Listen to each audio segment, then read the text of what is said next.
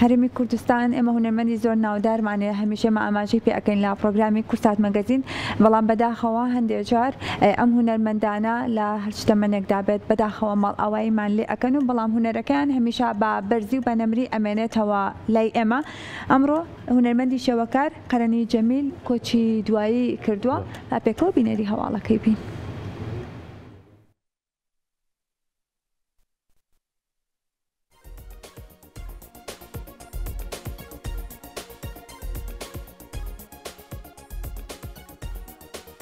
هونەرمەندی شێوەکاری ناوداری کورد قەرەنی جەمیل حەسەن ئەمڕۆ لە تەمەنی 71 ساڵیدا کۆچی دوایی کرد.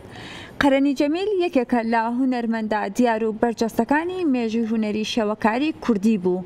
لە ڕێگەی ئەفراندن و بەرهەمە ناوازەکانیەوە هونەری شێوەکاری کوردی گەیاندبووە ترۆپکی داهێنان و نەمری، لە دەستانی خەسارەتێکی گەورەیە و ناوی بۆ هەمیشە بە نەمری دەمێنێتەوە.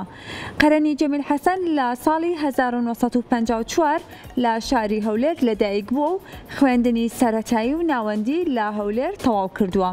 لە ساڵی 1976 بۆ 1970 پەیمانگای هونەرە جوانەکانی بەشی شێوەکاری لە بەغداد تەواو کردو و پاش تەواوکردنی پەیمانگا لە ساڵانی 1970 تاکو 1970 دەبێتە مامۆستای قوتابخانەی سەرەتایی لە گوندی ڕۆستەم.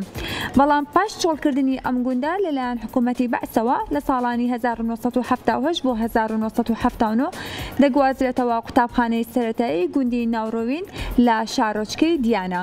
قەرەنی جەمیل سەر بە هیچ ڕێبازێکی دیاریکراوی هونەری نییە و بە گوتەی خۆی تابلۆکانی زادەی زەین و خەیاڵیەتیە. ئەوەی دەگاتە خەیاڵی بە فڵچە و بۆیە دەیان کاتە تابلۆیەکی هونەری و زۆر لە قوتابی و فێرخوازەکانی بوونەتە هونەرمەندی باش و دیاری بواری هونەری وێنەکێشان و سروش لە کارەکانی وەردەگرن و دەیانەوێت درێژە بەو جۆرە کارە بدەن.